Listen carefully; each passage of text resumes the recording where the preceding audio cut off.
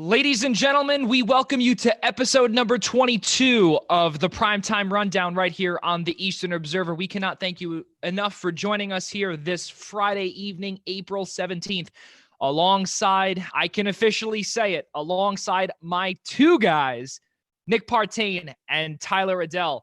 I'm Joey Jarzynka, and we were just talking off camera about Tyler making a grand entrance, but unfortunately that couldn't work. Otherwise, he would have probably turned blue while waiting. Yeah, I'd be choking right now. Yeah, exactly. So again, we cannot thank you all enough for being on here on YouTube. Really, really good show ahead. We have the NFL draft coming up next week. There's going to be a lot to talk about the rest of the time. Tyler, talk about your you being a part of this officially now. You are now one of us, and I think it is made official with the banner. And do not discredit Nick, because that kitchen is absolutely gorgeous. With the that is the perfect right. Yes, it is. Yeah, I mean, don't worry, he's gonna get one too, ladies and gentlemen. Yeah, obviously, I wanted to commit to this back when we started up around last July over the summer. Things had obviously come up, and I wasn't able to give you the full commitment that I would have wanted to. But now that things have changed and I can be here, I'm very happy to be here and soon take your job. There we go. So it's going to be, yeah, exactly. So as he's drinking a Coke can, we are not sponsored by them or getting paid by them by any means. So, yeah, so that's great. Not only are you going to be taking my job, you're also going to be taking whatever money I have in my piggy bank, because that's copyright. So now let's get things started with the first 5 picks of the NFL draft. Haha, just kidding, Tyler. I did tell you that we're not going to discuss that now. But the biggest thing right now that's going on here that I do want to land on is the running back market. And Nick, you and I have had that discussion multiple times before, where the running back market, you can pick up running backs off the street. And it's very evident where you're going to see players such as Devonta Freeman, who at one point was a top tier running back, potentially top 10 in the league. Even at times, I think just 2 years ago, top 5 even. LaShawn McCoy, Chris Thompson, Lamar Miller, Carlos Hyde, Theo Riddick, who was the godsend for PPR in fantasy football. And also, don't forget, most likely future Hall of Famer Frank Gore is also still out on the market. Nick, talk about, obviously, the impact that any running back coming out of college this year, especially in a historical wide receiver draft, how these guys could just be pushed all the way to the back burner. Well, yeah, like you said, receivers are the ones getting the most attention, plus there being a lot of free agent running backs available. The problem is most of the guys you mentioned that are free agents have injury concern, and with the inability to have medical testing on these guys, it makes it very difficult for those guys to get jobs. So running backs might get bumped up a little more than you think, because nobody wants to take risks on some of these free agents, and they're going to need, depth at running back. We've seen every year teams need 3 or 4 to help in every type of situation. Guys get hurt, things like that. So while the running back market isn't getting the attention and it's not as deep or as talented, there are still going to be a couple of names that make big impacts early on. DeAndre Swift might be a first-round pick. J.K. Dobbins is borderline first, second round. So there is talent there in the market, but we've seen so many times these conversations that we've had that the 3rd and 4th round picks that nobody's ever heard of are the ones that end up making incredible impacts out of nowhere over and over again. The Alvin Kamaras of the world, going back, Matt Forte, guys like that drop a little bit and aren't in the spotlight, end up having these huge roles on good teams because they're valuable later on. Because as you've seen, running backs are such a product of the environment around them. A good line, a good scheme, good receiving ability, all these things can make even a mediocre talent look really good in a good system. Right. And the same thing goes with do teams want to take a chance like how the Green Bay Packers did years ago with Eddie Lacy? You see how well that turned out, and that was an absolute dumpster fire, to say the least. You obviously have a Saquon Barkley, who is obviously a freak of nature. You have Ezekiel Elliott, who is another freak of nature. But those guys, they thought that Eddie Lacy would be a part of that conversation, and they failed miserably because I don't even know if he could sell car insurance right now.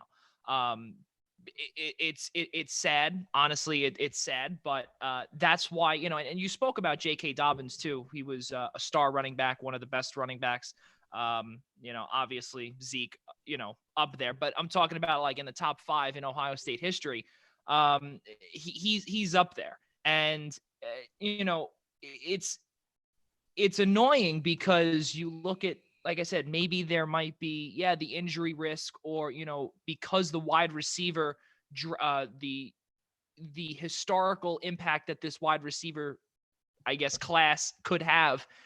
Maybe a team that would be susceptible to taking a running back in the 3rd or 4th round might say, you know what, I'm just going to go with another wide receiver or a different position, because, well, even though that we have these guys, the aforementioned Freeman, the McCoys of the world, Thompsons, well, there are a lot of good players out there like these guys, yes, with an injury history, but still could get the job done. And you saw it and I don't want to gloat, but just a few years ago when the Eagles picked up LeGarrette Blount, and he was a 1-year wonder.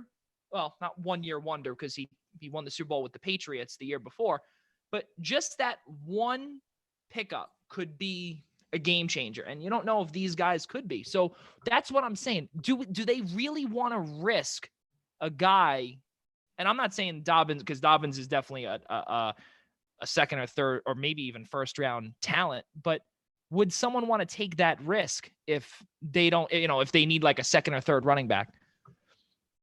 Probably not if it's a 2nd or 3rd running back. If you're going to draft a guy like Swift or Dobbins, you're looking for a franchise back who can carry the load that you're going to basically run into the ground over the next couple of years while they're still cheap. That's basically what it's become with running backs, is right. That use them while they're young, while they still have their legs under them, and give them everything they've got in their prime, because running back prime is really day of draft to 3 or 4 years down the road. It's not the same as other players where they can hit their peaks at 26, 27. These guys are peaked now. Yeah. So it's not going to be a team that has depth at running back already. And like you said, with the receiver draft being so rich, teams near the end of the 1st round that might be considering a running back might see more value in a stud wide receiver that wouldn't normally get to them at the end of the 1st round. But this year, because of the crop, might be a better value for them. Tyler, you got all right. And this is something else here. Listen, you're going to get the rookie hazing. Let me tell you this, okay? When Nick is done talking, all 3 of us are supposed to chime in. This is a radio show. Chime in, interrupt us, yell at us. I agree with what he's saying. I'm not going to interrupt him. All right. Well, I mean, well, you could, if you want. Listen, if you want to try and take my job, you have to try and be like Stephen A. Smith a little bit. Well, I make Stephen A. Smith look like a rookie, but whatever.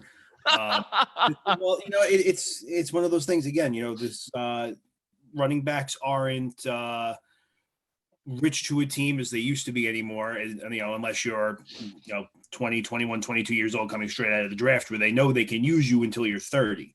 Like just as an example's sake, like a guy like Devonta Freeman, who's still a free agent right now, he had his own kind of I guess reasoning for I guess being a free agent as long as he is, and or staying a free agent. Injury history, exactly what Nick said. Yeah, very big injury history with his concussions and any other thing that may have burdened him. But it's one of those things again where running backs are a dime a dozen right now. It's like when you look at the Texans, they took in that absurd David Johnson contract, but they lost both Lamar Miller and, if I'm correct, Carlos Hyde in the process. So they lost 2 of their running backs. Yeah, Hyde was a free agent. So yeah. Well, you know what I mean. But it was like they can be replaced like that. You know what I mean? Yeah. So it's. And the crazy part too, also, is that you look at a team where you saw last year, Kenyon Drake, for instance, where you have or from what you'd figure is an up and coming running back, and one that really was the lead back once. I think just who was it that was he traded from the Dolphins? I don't remember exactly. In front of Drake 2 years ago. Right. Yeah. My goodness, that's terrible. Jay Ajayi, of course. When Jay Ajayi, yeah, exactly, and he was on the Eagles Super Bowl team as well, and he's gone too. He's gone from the league as well. So you look at a guy like Jay Ajayi, and he was traded, and then you have someone who really, well, you don't know if this guy can make that next step. And Kenyon Drake did once he was traded to Arizona, which makes David Johnson expendable, but valuable to another team. And then, well, then that crosses the Texans off the list of in need of a running back. So that's why, as I'm seeing this more and more, Nick 1, Joey 0, because we've had this for the last 20 episodes. And the last 20 episodes, I think at one point, Nick has said that running backs are a dime a dozen and they could be picked up like pennies off the ground. Didn't use that exact analogy, but that's my piece. Obviously, the Panthers didn't listen to that. Well, but you know what, though? Again, Christian McCaffrey, though, is another one that is cashing in. But he's also used like an Alvin Kamara type player as well. He's used for screens. He's also used in the receiving game as well. Just signed a 4-year deal. I believe it was worth about $64 million. So it's about $16 million per year. Nick, you're our math guy as per usual. I don't know the exact guaranteed value on it, but the Panthers or Christian McCaffrey rather did cash in on that. And you also saw his girlfriend, Olivia Culpo, celebrating on Twitter and on Instagram. So that was pretty cool. So yeah, so they got that. Also something very, very tragic happened this past week. For those that don't remember, but at one point, starting quarterback for the Vikings. Yeah, that's crazy. At one point, after Brett Favre, actually, Tavares Jackson passed away tragically in a car crash, and just like that, your life could be over. And he backed up Russell Wilson for I believe it was in Super Bowl 48. He backed him up, and he was. I remember him as a decent quarterback who was able to do a little bit here and there. He was able to come in when needed, but. And he was also with the Bills too, you know. It's sad. Life just comes at you quick. Yeah, especially during a time where not as many people are driving. You wouldn't assume car accident would be so prevalent now. And it really is crazy to think of a guy who was just in the league. Like, he couldn't have been retired that long. He had the whole life ahead of him, kind of the same way Kobe Bryant did. Like, his real life is just starting now, and now it's over. Right. And that's the biggest thing too, is that you said it, and not many people are driving. And again, this is not a religious show by any means, but I will say this. And if it's your time, you're heading up there.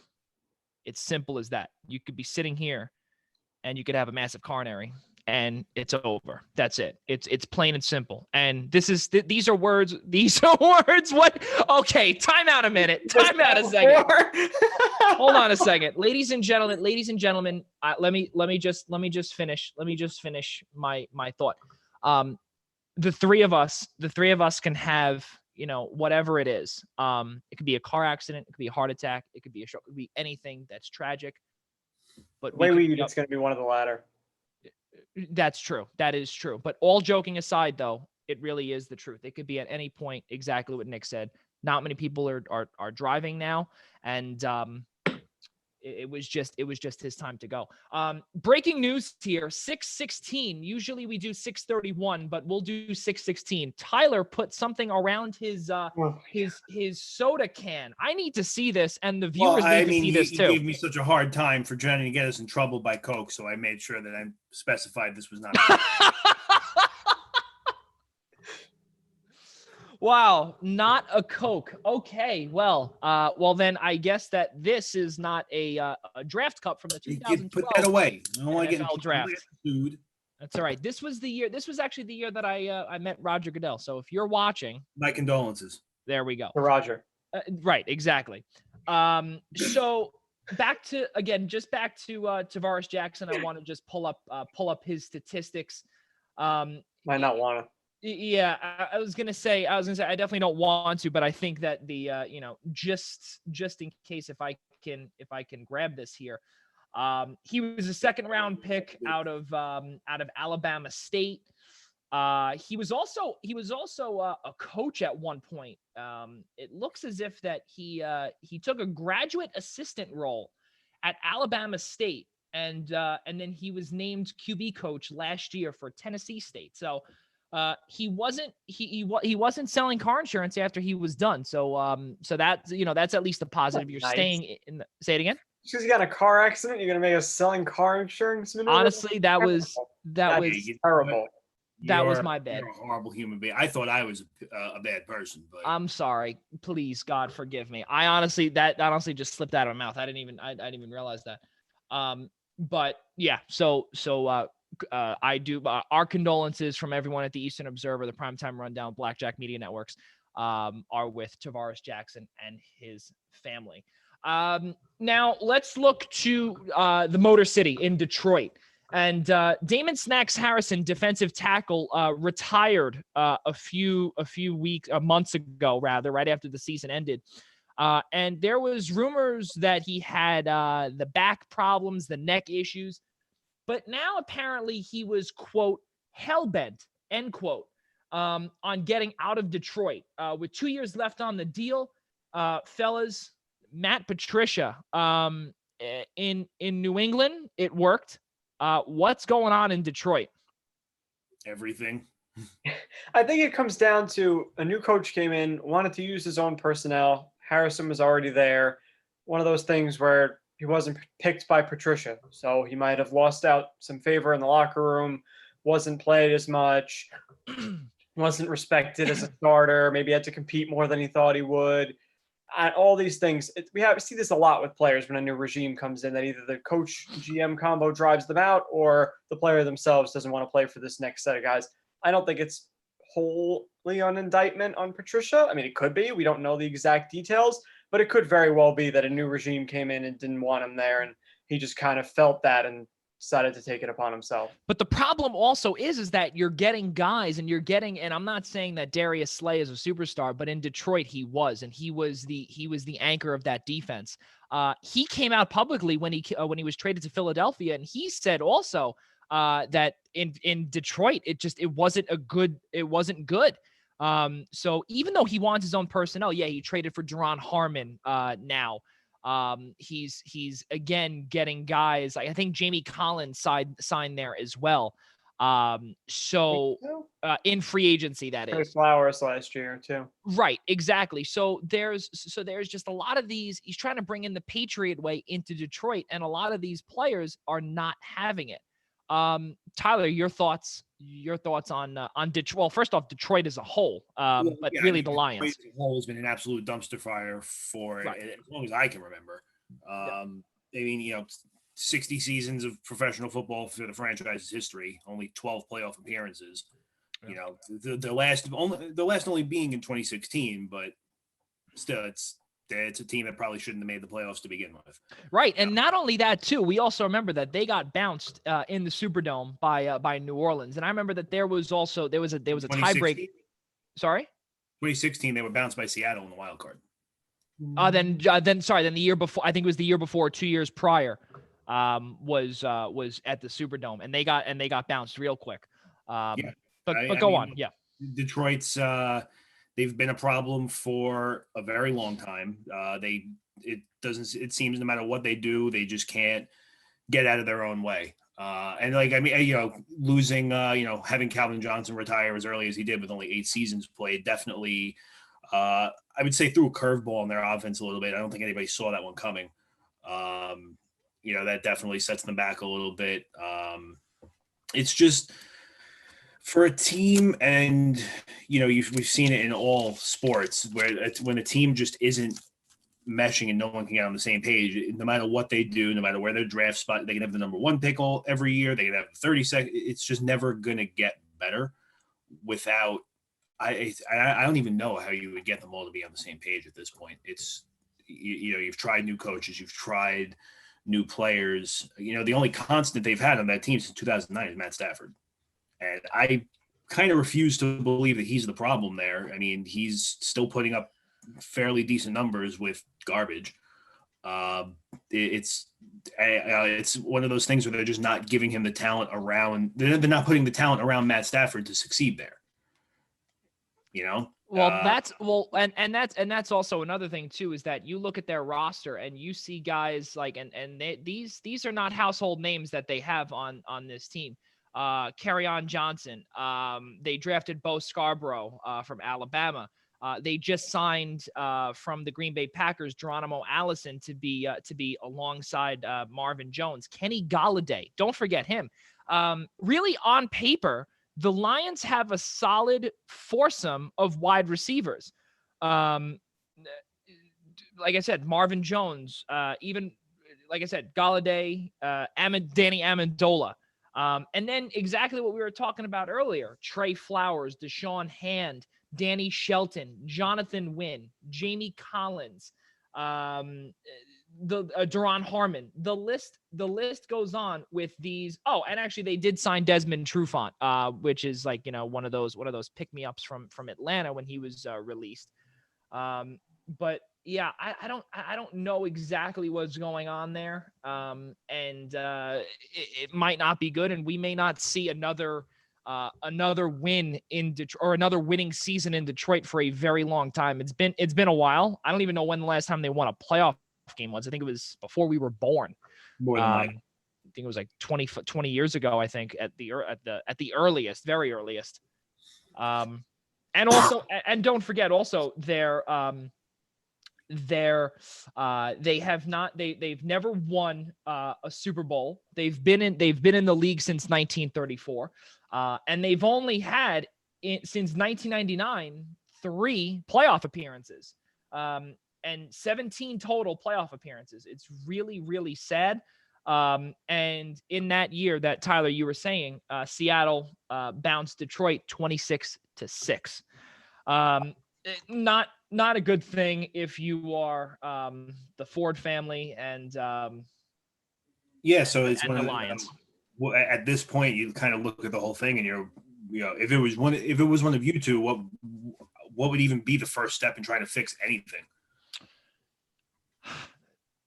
I mean, they tried. They took on an up-and-coming coordinator. They fired a coach who had been there for a while that people liked, that had some success in playoff appearances. They finally moved on from him after a couple of disappointing seasons. You try changing the regimes a couple of times. It's really all you can do. The owners seem like good people. It seems like a decent organization. They have a quarterback, like you said. Stafford has never been the problem, ever. He's a solid, if not spectacular, quarterback. This past year, he got hurt halfway through the year. He was playing amazing football, and they were like borderline decent. They just have to get everything pulling in the same direction. I feel like the years that their offense is cooking, their defense isn't great. The years their defense is great, their offense isn't great. Special teams is a problem. They have so many heartbreaking losses over the years. We've seen Aaron Rodgers hit him with a Hail Mary. We've seen so many last second or fourth quarter collapses. They just have to get over the hump. They have to get everything going at once. And they need some luck, to be honest. And a division that's been sides of the brutal ball, too. Half and half one year. They still have it. You could still get a 9-7, 10-6 record out of the team, but they've never just had okay years at the same time on either side of the ball. I mean, you see plenty of times where, perfect example, the Giants back in 2008, they had an okay year on both sides of the ball and somehow managed to win a Super Bowl. So it's, you don't have to be complete all-stars on either end of the ball to get something going. And that's one thing that Detroit has absolutely been lacking in. I don't know. The last time they were probably good was Abe Lincoln might have been around, but yeah. So you say that too, Nick, where Matthew Stafford was really having a fantastic year.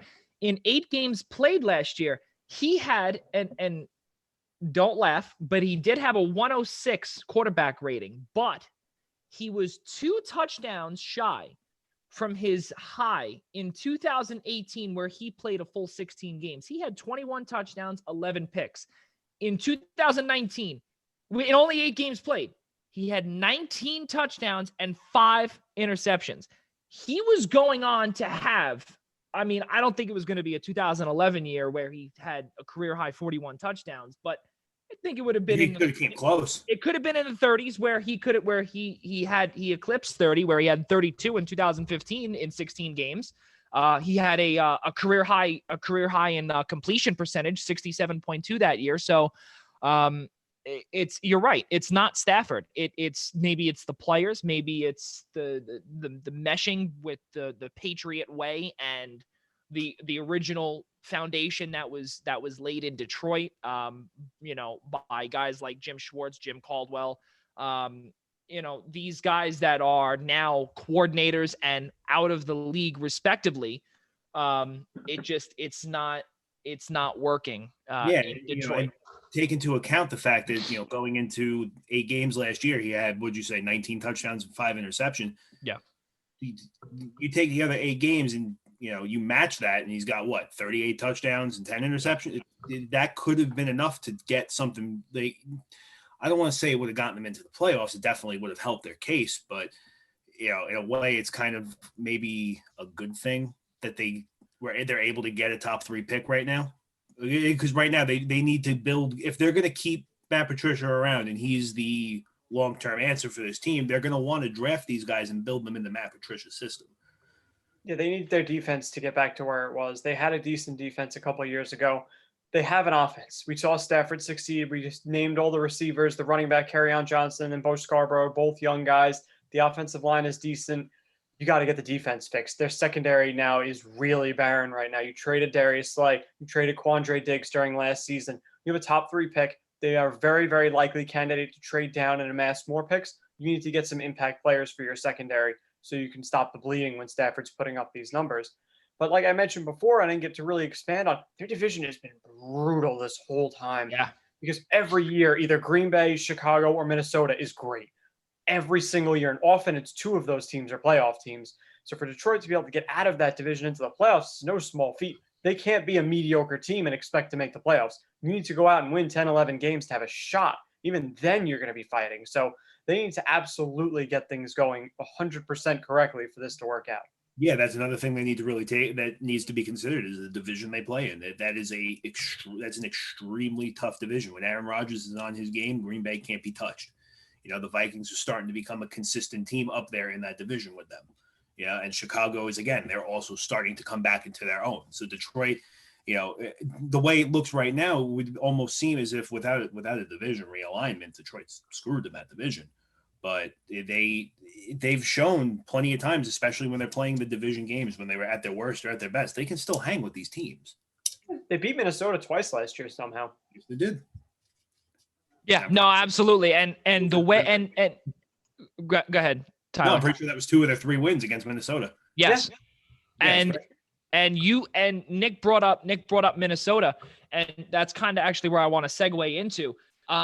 There was a tweet by Charles Robinson, Yahoo NFL sports writer, that he tweeted about Odell Beckham Jr. being shopped by the Browns and potentially traded to the Minnesota Vikings for, it looked like, I think it was a 2nd round pick and a 3rd round pick. Apparently that was completely false. And he heard a few things there. But the reason why I want to bring this up is because we do have about 10 minutes here until our new special, the WWE Raw special, WWE SmackDown. Yeah, we're going to be debuting the show name for you too, so get ready. Right, exactly. So yeah, so that's going to be a lot of fun in about 10 minutes. But something that I do want to bring up here, just a few, and again, I don't want to make this about me, but this has to be said here to those aspiring journalists that are out there. So I am one of those aspiring journalists, but this is something that also Jay Glazer did a couple of days ago that kind of irked me, and I want to hear Nick's thoughts about this, because I know Nick is very vocal on Twitter about certain things. Tyler as well. Well, Tyler looks not as vocal as Nick, but I want to hear, and I didn't see Nick say anything about it, so I want to hear it from the man himself. So if for those that don't know, again, as we did say, there was the rumor with Odell Beckham Jr. being traded to Minnesota. That was wrong. But then also just a few days ago, Jay Glazer had come out publicly and said that we have breaking news in the NFL that could be, like one of those Wojnarowski bombs. Okay. And this would impact the NFL humongous. Now, the reason, or that tweet that he had posted, was about the LA Rams center, Brian Allen, contracting the coronavirus. As an aspiring reporter, and for Tyler that wants to take over my job, don't ever do that. Don't ever do that. Because I see both sides of it. And the one side of it is that this is a humongous story that could potentially be, I don't want to say career opening, but for a Jay Glazer who has the credibility of being, first off, he's on Fox Sports every Sunday during football season. He's also made cameo appearances on HBO's Ballers throughout all 6 seasons while it was on the air with Dwayne "The Rock" Johnson. And him being the reporter that he is, he's very good at what he does. Now, for it to hype it up for something like this is disgusting. In the midst of a coronavirus or pandemic that we are in, I don't care what it is. You keep your mouth shut until you want to release it, and you make sure that your sources are correct. You do not go out there and say that this is humongous, because people were thinking it was a massive trade. People were thinking it was a massive signing. They don't know. But to have the bombshell of that, and to tweet it out the day before that this is big news. Yes, it is big news, but it's not tweet the day before worthy. Back to my point with Charles Robinson. You need to trust your sources. You need to make sure that the credibility of these people are on the up and up, and that these ideas or the information that you get sounds legit. You're confirming it with other people, and you're not just tweeting out trash. And I will tell you this, and Nick has sent me stuff on YouTube, on Yahoo NFL stuff, and just Yahoo Sports in general. It is hilarious that the stuff they put up. But I can almost guarantee you, if someone else or from the official Yahoo NFL account who has a contract with the NFL, something like this can damage your career. And something of this magnitude with a player like Odell Beckham on a team that not only needs a full restart and just an implosion of a franchise in the Browns, but also a team in the Vikings who also technically needs a number 1/2 wide receiver. Yes, you have Adam Thielen, but okay, he needs someone else on the other side. And this would be humongous. Nick, I want to hear your thought about the Jay Glazer thing. And I know that, you're not in the media, so there's certain things, but you're very understandable with a lot of this stuff that I see. Yeah, I totally agree that it was unprofessional what he did. I missed all of this when it was going on live on Twitter. I never ended up seeing any of his tweets or understanding what was going on until days later when I finally read what was actually happening. It was your original tax day, of course. Right. Yeah, I have nothing to do with that. Exactly right. Yeah. So it's unprofessional to hype up bad news. You don't do that. You don't create buzz about something that's going to come out that's going to hurt somebody's reputation, that's not going to be something people are happy about. You don't do that. If it's a trade or something, of course, sure. But when it comes to somebody's health, that's really not something you should be doing. As you were talking about, Jay Glazer is excellent. I've seen him break a lot of things. He's very on top of rumors and things like that. So it's very uncharacteristic for him to make such a massive faux pas like this. I believe he's come out and apologized and everything, but yeah, this was a mistake. You can't do that. That's absolutely despicable. He better be really sorry. I hope he apologized, not only to the media, but to the center himself for creating that kind of hype around something that doesn't deserve it. Yeah, and Tyler, I want you to touch upon this, but I do want to say this today. we had a conference call with Kevin Harlan from NFL on CBS, and we actually touched upon something like that. And I'll sound off on this. Kevin did say, he did touch upon it very little, but you heard it in his voice where it was not professional. Something that a few other media members or aspiring media members, they would write in the chat that, don't ever do this. And there were people who call games for ESPN Plus for certain schools, for certain Division I universities.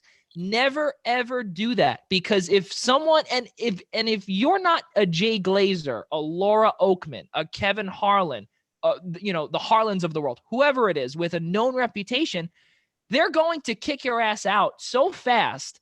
And it's simple. It is. It's simple.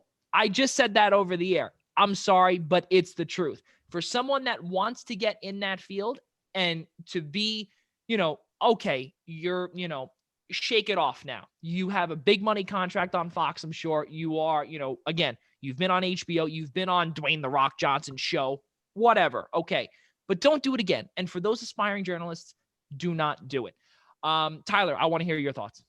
Yeah, I understand the point of being in the media and being a journalist is, and you want to be the first person to break a story. I do get that. With the unfortunate circumstances this year, back with everything that happened with Kobe Bryant back in January, everybody remembers that, it wasn't right away. Obviously, we waited. It was, more details came out about the entire thing, but, TMZ, I don't want to name drop, but that's who it was, where, they had. But that's a legitimate fact. That's a legitimate fact. TMZ was the one that dropped it. Go on. They were, they dropped it first, which is okay. Somebody's got to break the news, but they were trying to, be really shady with some of the pictures they got. It has since come out that they did have some not so family friendly pictures of the crash, trying to sell them off, trying to get permission to use them. It's, there's a certain way you handle a business.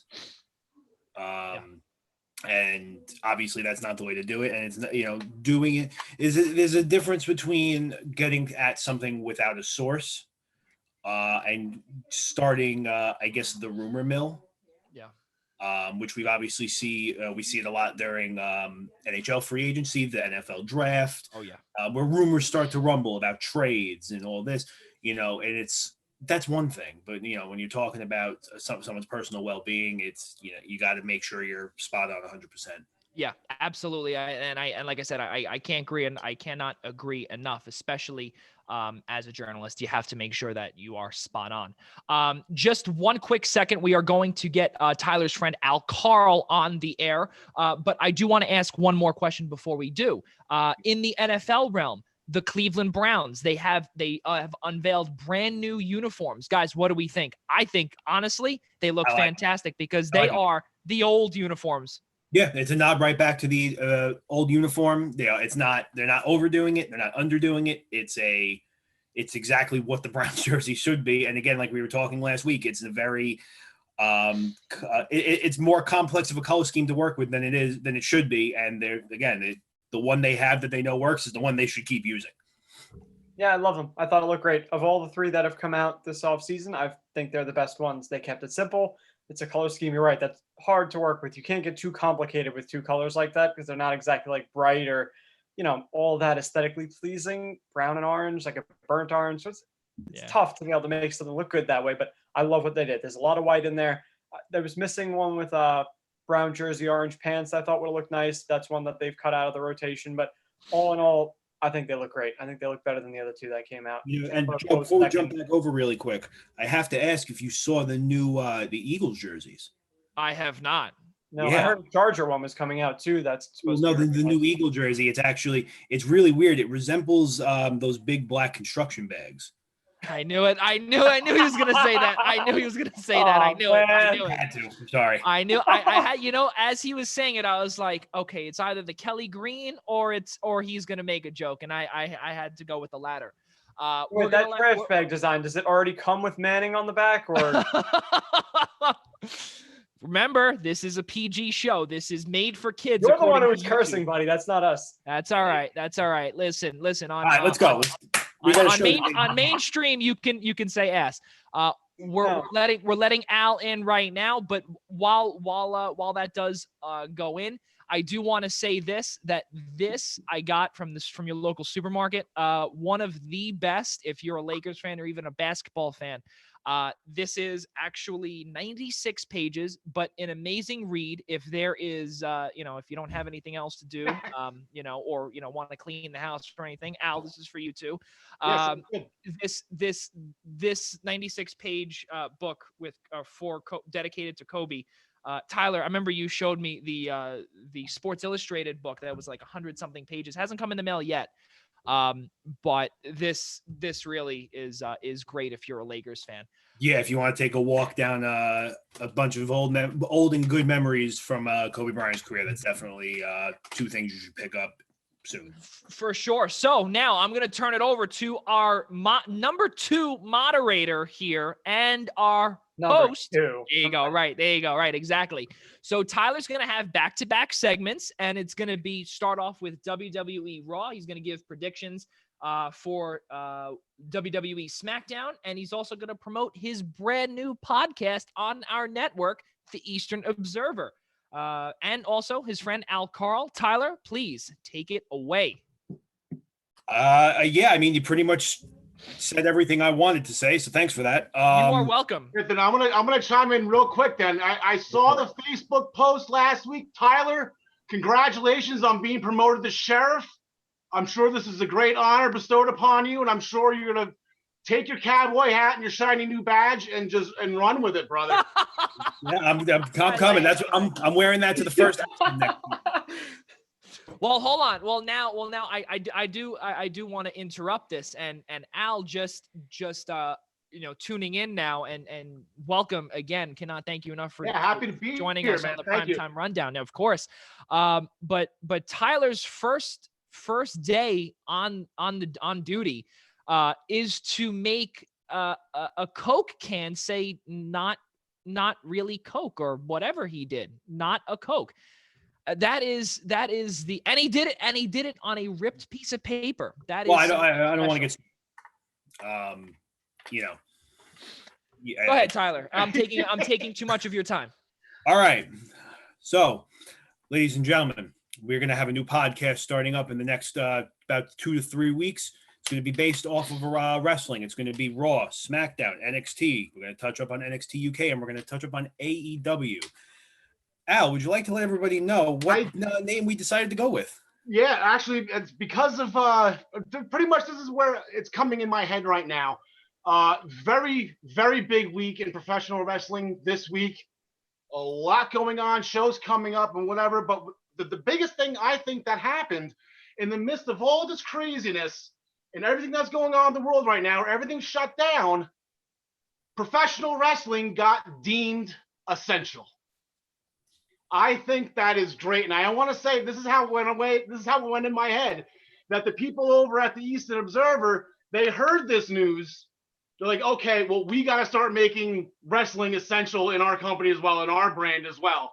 And that's where they went with you, Tyler. And thank you very much for having me on here. Tyler, thank you for picking me, I guess, as your quote unquote deputy, right? I'm your deputy now, your co-host.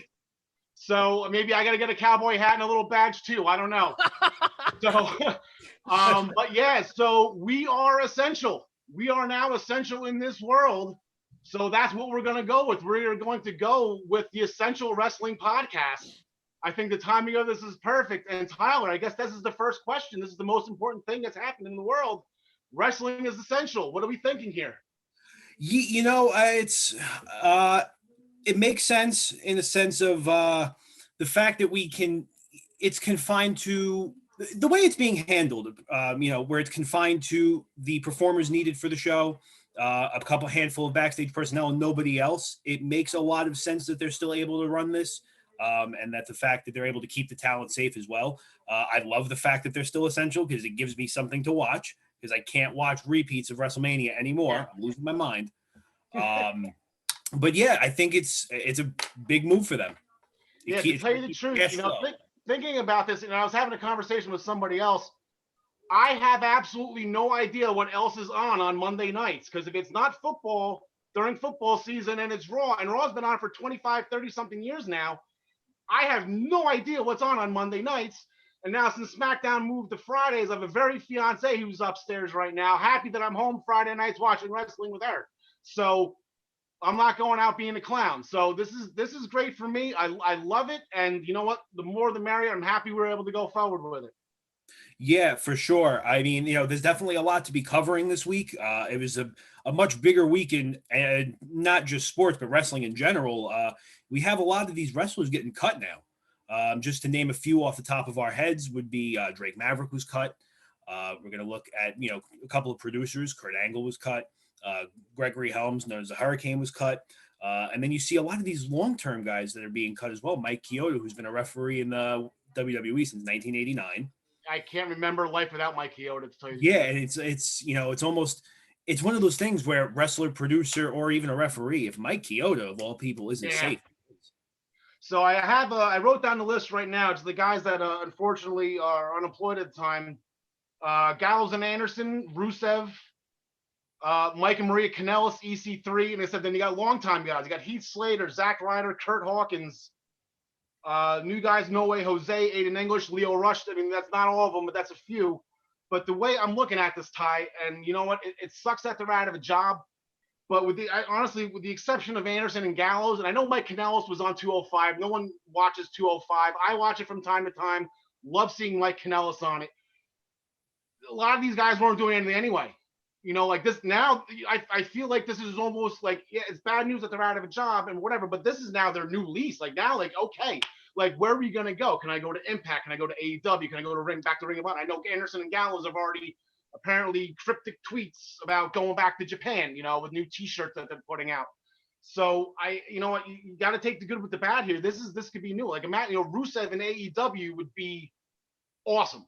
I think Mike Kanellis, and I can finally go back to calling him Mike Bennett. Mike Bennett in AEW would be awesome. Him and Maria running around AEW, I think that would be great.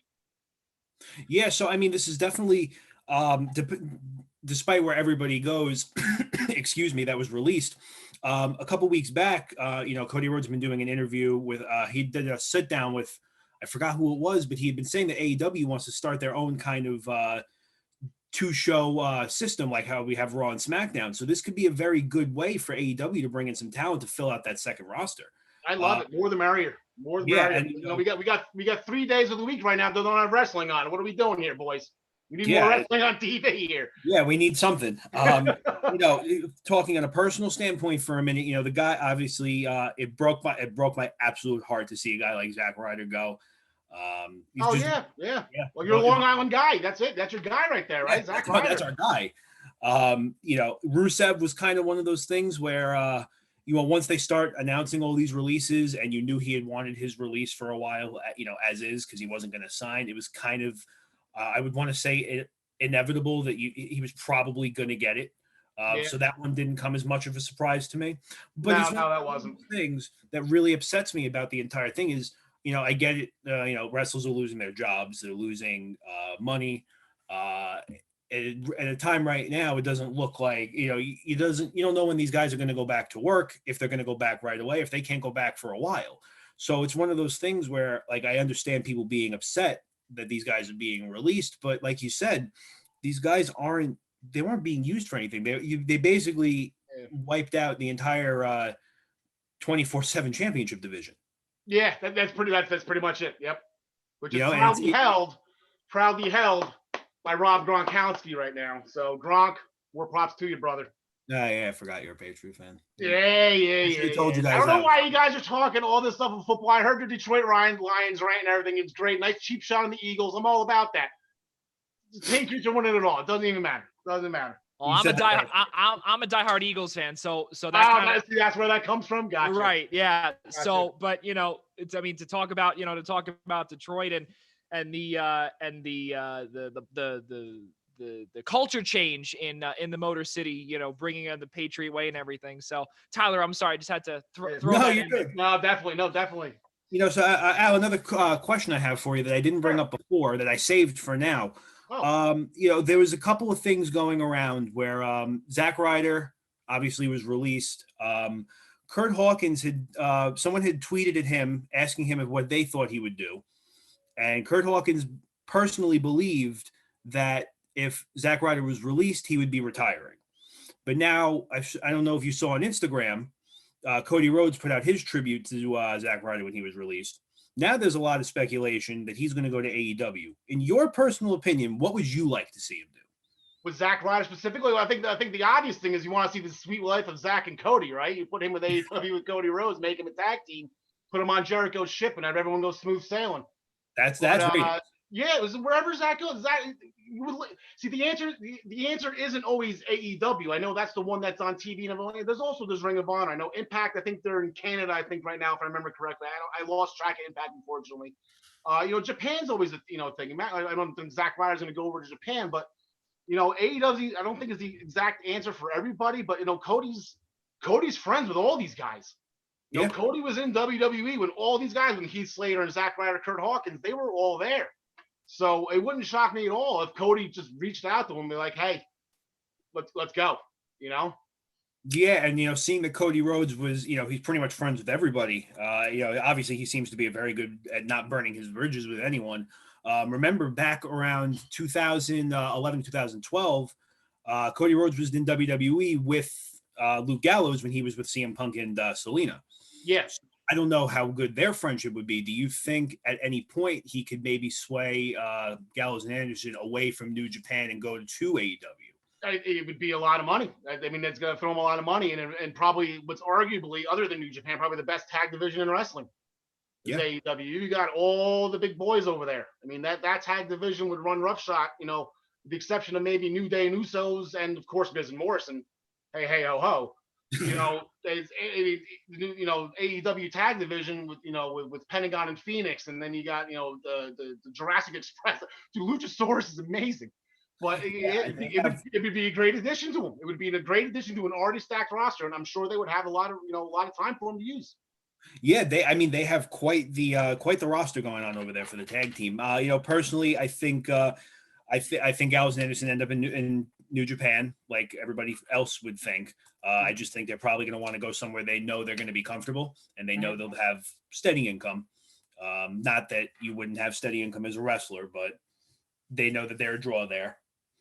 As far as Zack Ryder goes, I definitely want to see him in AEW because I feel like WWE for 15 years definitely did not showcase what Zack Ryder's true talent was. No, I mean, you can say that a lot about it, guys. Rusev, but he was used right in the beginning, then he was used wrong, used right. You can say that about everybody. All those guys, they're professionals for a reason. It doesn't matter what sport you're in, whether it's baseball, football, and it's wrestling. You get to that point, you're at the top. All those guys can go. Drake Maverick can go, and I know we're gonna get to Drake Maverick in a second because he's in the cruiserweight tournament I want to talk about. But Drake Maverick is a great wrestler. And, you didn't see that in WWE. You didn't really see that all that much in Impact. I guess I think you did towards the end. But, hopefully we see this out of Drake Maverick. I said we'll get to him in a second. But just going back to AEW for the second, a little bit of a switch of the topics here. Jon Moxley, first AEW championship defense this past Wednesday, beating Jake Hager. I know I'm going to slip with his name. You gotta bear with me. I know it's Jake Hager. I'm going to call him something else, and I'm going to apologize for that now.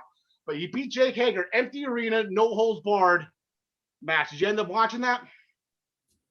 I have not watched it yet. I obviously did my reading about the match online just to educate myself as best as I could. I can only assume it was a good match. Dean Ambrose or Jon Moxley, whoever you want to call him. Yeah, you gave this first slip. That's right. We have to do something. We have to do something when we slip on guys' names. I call him Ambrose too. I gotta figure something out, but what back in his time in WWE, formerly known as Dean Ambrose. There you go. It was very hard to try and pick out a bad match he had. Even his worst matches, you could still say that was a very good match. So, from what I read and the research I tried to do on it, I would be surprised to find out it was not a good match. No, it was good. It was good. It wasn't one of either of their best matches, but it was definitely, like I said, empty arena, no holds barred. But the thing is, I guess maybe why I kind of wasn't as excited as much about it. we've been seeing a lot of between what Edge and Orton did at WrestleMania, and then between what Ciampa and Gargano did in their empty arena match last Wednesday. I don't know if they just ran out of ideas or if the arena that AEW's in doesn't have a lot of the toys that I guess the other guys use. But they beat each other pretty good. They went around the whole arena, chairs, tables. They did what they could. They didn't see any blood spill. I think that was the one thing missing. But I guess you can't really complain if people keep the blood in the body. For me, I guess. Yeah, I mean, I'm definitely going to have to. I'll definitely educate myself on that match today, and we'll definitely revisit that next week briefly, so I can give you my true, honest opinion when we're back on. So let's get into these Money in the Bank qualifier matches. Yeah, so as I say, we're gonna do this as I'm sure you guys know, as I've Tyler told you, but for those watching, I started a website called ProWrestlingPeckham.com. Nothing in the world that I've seen is out there about this. Pretty much, I'm a big football guy. I'm a big sports guy too, guys. Wrestling just isn't my life. Work professional sports team, huge Patriots fan, big Mets fan. The one thing that there isn't anything out there, if you go to like Yahoo, ESPN, all these other companies, they had pick'ems for all these sports, including I think UFC. I'm pretty sure they have like. There's nothing for WWE. There's nothing for professional wrestling. So I created a site, and it's pretty much just like your normal football pick'em league. Week one, you got these teams, pick your winners. Whoever has the most points at the end wins. So that's pretty much the concept of my site. So I love picking winners. I love talking about matches and predicting the outcomes. That's a little bit of my thing. So this past Monday on Raw, actually this upcoming Monday on Raw, we have 3 Money in the Bank qualifying matches, Tyler. On the men's side, we got Rey Mysterio against Murphy, which honestly, the first time I saw it, they announced that match, and I didn't know I wanted to see it until they announced it. And now I'm extremely excited because I never put those two together, and I think this is going to tear it down. Yeah, I mean, obviously we're well aware of what Rey Mysterio is capable of. He's been wrestling since before I was around. And again, Murphy, he's definitely come into his own since he's gotten his stud. Stud. I mean, especially now that he's being showcased a little bit better. The last few months when he was running with Seth Rollins, he was getting a lot more TV time on Raw. It's going to be a great match, no question about it. If I had to pick somebody for this match, I am going to pick Murphy. Nice.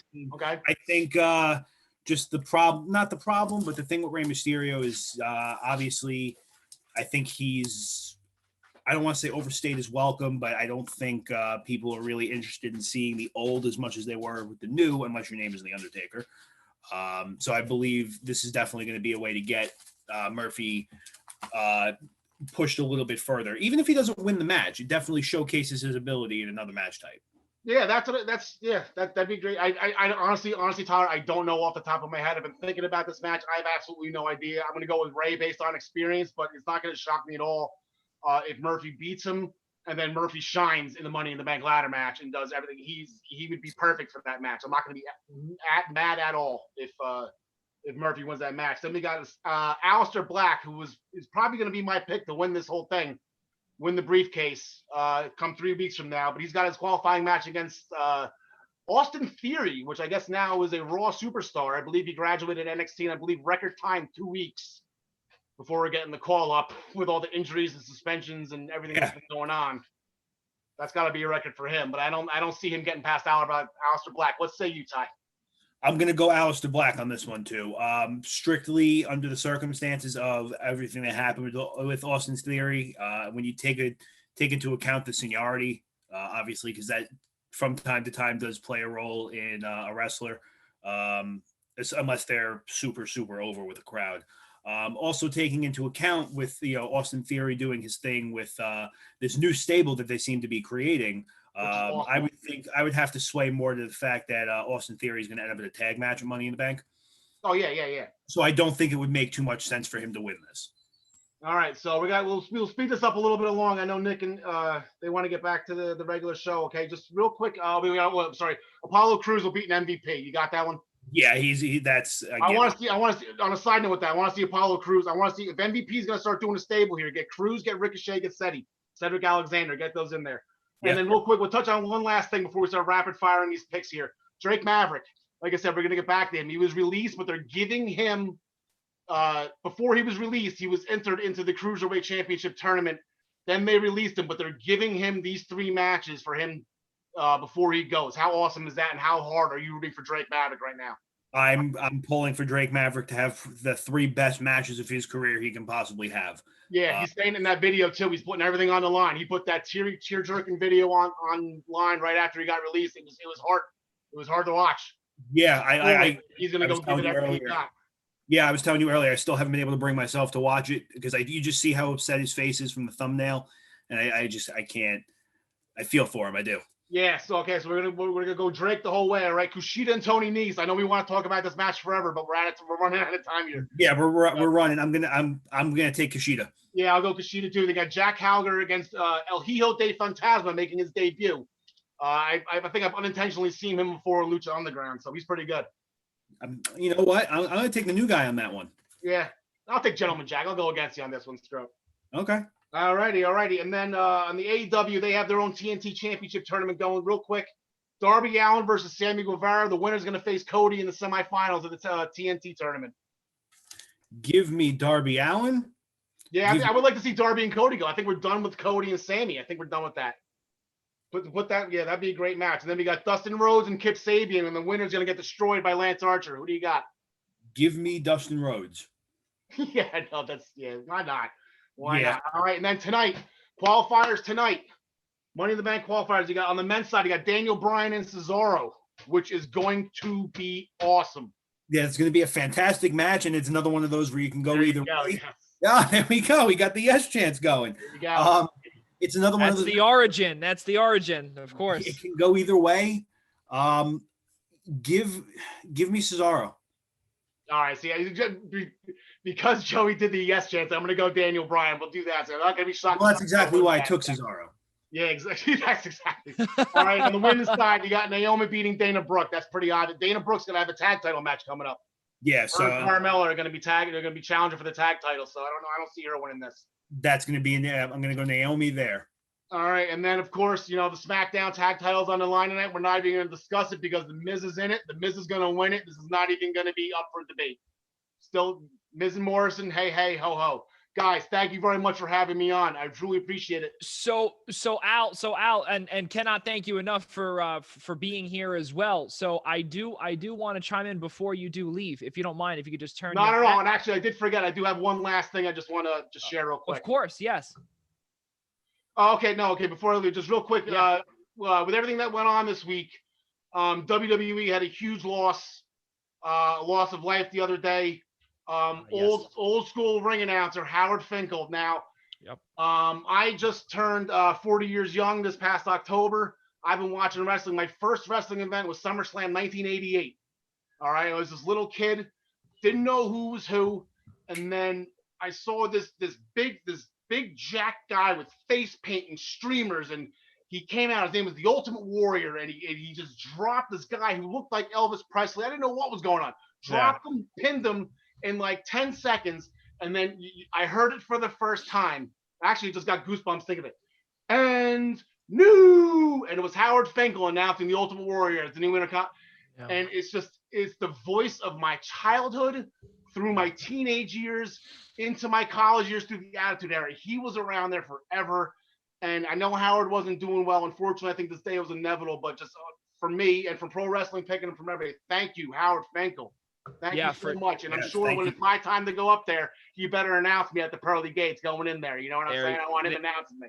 Yeah, there you go. Absolutely. Well, you know what? It's me as an aspiring sportscaster. I really hope that when I get up there, Mike Emmerich will be announcing me as well. So before we do go, Tyler, if you do have to run just prior to Golden Stick Wiffleballs, Mike Valenti, I know you're preparing for that, so you can run if you have to. Yes. So yeah, absolutely. But Al, first off, turn your hat around for the, because I hope that is the right. No, I meant like say that's. I know what you're saying. I want to see what you think it is, though. What is it? I'm not leaving yet. I'm gonna say that is, and with that reaction, that is a Rangers hat. That is incorrect. Okay, good. We are on the same wavelength. Very good. Okay, good. There you go. So now, you said that you actually have your own website. Please tell us where we can find your show and tell us the name of your show as well. Well, let's say I don't have my own show. My show is going to be with Tyler once that starts up, Essential Wrestling Podcast. Like I said, I started this website, ProWrestlingPick'em.com. Very simple, basic, stupid name. So thank God it was available for me. Like I said, no one's done this. You can go on. It's just like an NFL pool or a baseball pool, whatever you want to do. You can create pools with your friends. You can join a public pool. If you want to throw some money on the side, that's on your end. I'm not dealing with any money from the website. This is not a gambling site for entertainment purposes only. Gotcha. And pretty much, I pretty much update the sites, all the matches for all the pay-per-views. Right now, I'm just doing pay-per-views. Once I can, make money off this and retire, and my job can do this 100%. Sure, I'll do Raw, SmackDown, try to do everything live. See how that works out. But right now, it's just we're just doing pay-per-views. So once or twice a month, you can go on, you can make your picks, play against your friends, prove you're better. And just have some fun with it. This is the one thing that's we don't have fantasy wrestling. There's no pick'ems in wrestling. It's not like all the other sports. I think Vegas tried to do Vegas odds with wrestling, and I think it backfired hugely. Yeah. So so this is something that started about a year and a half ago. It was around Christmas last year. It launched. We're still in baby, still in production. I got a lot of things coming. So once I get past my wedding, I'm getting married in July. Once I get past my wedding and take some of that and start throwing it back into the site, we'll have some stuff to get people there every day. And that's the goal. I want people there every day to play. Good. Well, congratulations on your upcoming nuptials, even though it is, I can't believe it. It feels, like I said, even though it is April 17th, July, really, with, if this is all still going on, it's going to feel like a lifetime away. But again, from myself, the Eastern Observer, congratulations on your upcoming nuptials for you and your current fiance. Thank you very much, Joey. Wife. Absolutely. Thank you. So definitely, like I said, we cannot thank you enough for being here with us, Al. Ladies and gentlemen, Al Carl. Thank you very much for having me. Same time next week, right? We'll be back next week. I'm good. From what Tyler has told me, yes. Until you guys are officially on the air. One last thing before you go, Tyler did not mention the title. What is the title of the new show going to be on the Eastern Observer? Well, that's what we're going to stick with, the Essential Wrestling Podcast. I think you guys deemed us essential. That's not on us. You guys named us. Very good. I guess the state of Florida named us. How about that? There you go. I like it. So the Essential Wrestling Podcast. Very good. So the Essential Wrestling Podcast, there will be much more information on that on the EasternObserver.com probably after the show. Al Carl, ladies and gentlemen, thank you very much, Al. Have a great night, and we'll see you next Friday night. Definitely, guys. Enjoy. Have a great rest of the show. Thank you very much. I'll take it easy. I'll see you soon. Thank you. So now we're back here with the three of us here on the Primetime Rundown, the Eastern Observer, the Blackjack Media Networks. We're just waiting for Mike Valenti, who looks like he is about to come in right now. We will get to our topics in just a moment. Moving forward, one thing that we do want to say for our next segment following this interview, we will be discussing the PGA Tour and their return with 4 events through Thanksgiving. We'll discuss how the three of us feel about that, because that is going to be the grand hurrah of sports being welcomed back on planet Earth. Mike Valenti, very nice of you to be here. Golden Stick Wiffleball. I'm Joey Jarzynka. That's Nick Partain. Tyler Adelle, please take it away. Again, stealing my words. Thanks. Ladies and gentlemen, Mike Valenti of the New York Dark Knights from Golden Stick Wiffleball League. Mike, first thing I'm going to ask you that I've been asking everybody. What's up? How you doing? Are you safe? Are you well? I am safe. Family safe. Wife is doing okay. We're just getting bored down here. Yeah, I feel you. On a personal note, Want some whiffs? I'm glad everything's okay. Glad you're doing well. Hopefully, we'll be seeing each other at Wiffleball very soon. Yeah. Hopefully. Yeah, well, I mean, with New York's, shut up, you stupid watch. With New York's, stay-at-home order being held till May 15th now, we're barely making that cutoff by 2 days. So I'm hoping it's May 15th. That's not looking too good. Yeah, it's not looking That's too. not looking promising. I have hope. Not looking promising. So, tell us about the Dark Knights, because as everybody knows, last week with Anthony D'Oria, a lot of praise going around for you guys. I know. I saw that. We all saw that. That was pretty interesting. just explaining, letting you guys know about the Dark Knights. We're a 5-man team. 3 of us, my 2 younger brothers play on that team. And then our 2 closest friends, Tyler Kahn and Daniel Hargaden. So, we joined in 2015, I believe was our first year in the league. We were okay. I know you said on the interview that we barely scratched a win. We got a couple wins the first year. It happens. Look, everybody a couple wins in the beginning. But one of the things we definitely made sure to mention, you definitely, as a team, caught on a lot faster than most first-year teams do. Oh, yeah. Oh, definitely. We had our ups and downs, first year wasn't too good. Second year, I believe we did better in our second year. And then I think our third year, which was 2017, I believe that was the year that midway through that season, we kind of turned it on and upped our game, kind of turned our franchise around from there. So, and one of the other things that we made point to mention was, it's very rare, as for teams to come into this league with the 3, 4, in your case, 5 people you start with, and all this time later, now going into your guys', this will be your 5th year, still the same 5 guys. Oh, yeah. For like I said, for a lot of teams to get to where you guys are at now, where you're winning super qualifiers and taking out the enemy in the New York playoff, you don't see that from a team without having to make major additions with a power hitter or an ace pitcher, and you guys did this all internally. Absolutely. Like what you see a lot of, in the league, you see a lot of jumping around, like team jumping. A lot of guys like forming these super teams, and you see a lot of them in Yard League, at least. And the 5 of us, we've stuck together. We were bad. I keep saying, we were bad our first 2 years, and then we just grew from there. We learned how to play. We practiced a lot, and we got experience, and then kind of took off last year. Last year was the year we kind of put it all together. Yeah, I think it's definitely safe to say that was a breakout, and breakout's still an understatement. Oh yeah, it was. And look, as well as I do, super qualifiers are certainly not the easiest things to win.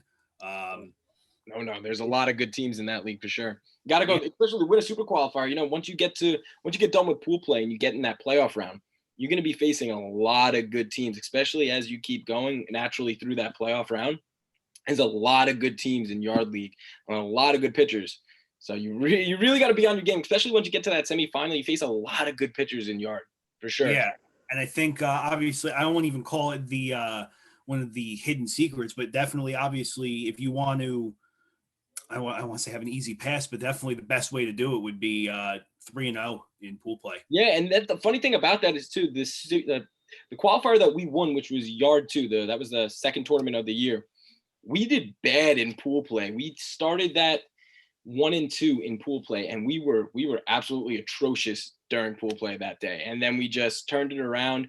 Once we got the playoff game, everyone got big hits. They grinded out at bats, walks. We pitched well. We played good defense, and we just turned it on from there. But we were bad in pool play. So a lot of good teams. Pool play is a big thing for a lot of teams because we had a couple of, there was definitely some situations for, the Royals for ourselves where we would go, 1-3 or 2-1 in pool play, and then everything would go downhill from there, and we can't figure it out. And then you realize you're playing teams like I'm not going to say any names, but you're playing teams like the Storm, right. In pool play. Yep. And your first round, you're like, all right, you're going to play usual suspects, and you're the away team. Oh yeah. Right. That's a tough hill to climb right there. Yeah, and obviously it's just it's something me and Fu were talking about last week. You have to play every game as if it's the first game of the year. You can't reminisce on the game before or striking out looking on the last pitch last week. Every game is a brand new season, and that's the easy way I found to get through games. Yeah, and something that we do, we play every game with a lot of intensity. As you probably, we're probably one of the loudest teams.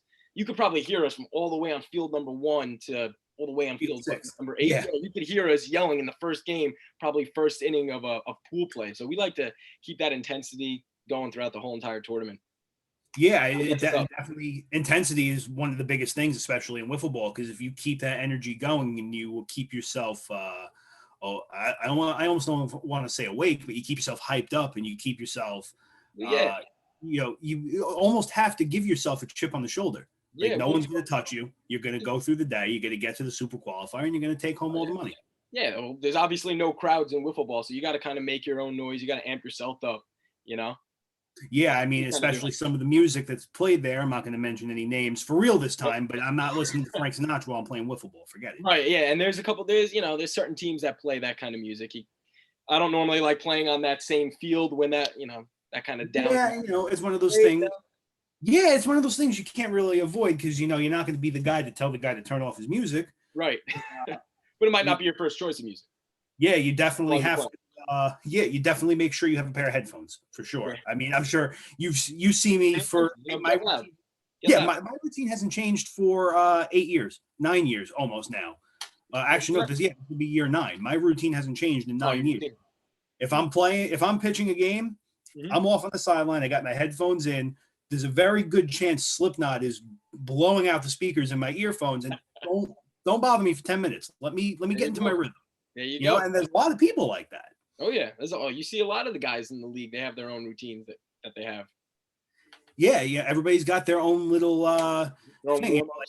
Like referring to the screwballs for the second. They basically go to physical therapy after every game with all the equipment and tools they bring with the warm ups. They take their time to warm up. Yeah, their time. They get ready. They get their body loose. A little Bloody Mary too before the game. Yeah, I mean they're an interesting group of guys, but they also know how to ice you too. So they're smart. So what are we looking like this year? What's your plans? Like what's anything new for the Dark Knights? New uniforms? We actually do have new uniforms. I believe Danny and Matt were the ones who kind of worked on the uniforms. I think Matt had the final say in the final design on these uniforms, but they're looking really nice. So normally we have as you see the sweatshirt that I'm wearing, this is normally like the OG jersey, but in. Yeah, I remember that's pretty much the scheme you had in year 1. Yeah, this is basically it. So this is basically our colors. Last year we did like just an all black jersey with the yellow logo. This year we got, I think it's like a gray button down jersey all the way down. And then it's got, I think the logo is in black and the Dark Knight, the team name goes through the logo this year.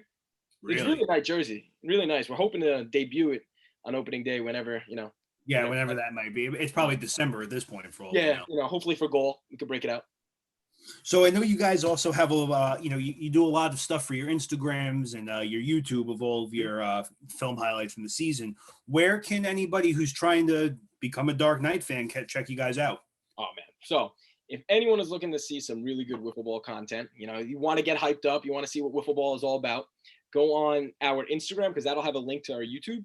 So the Instagram is NY Dark Knights, and then from there you could get to YouTube, and there are a bunch of really high quality made videos by my brother Matt. He's the guy who handles all the social media.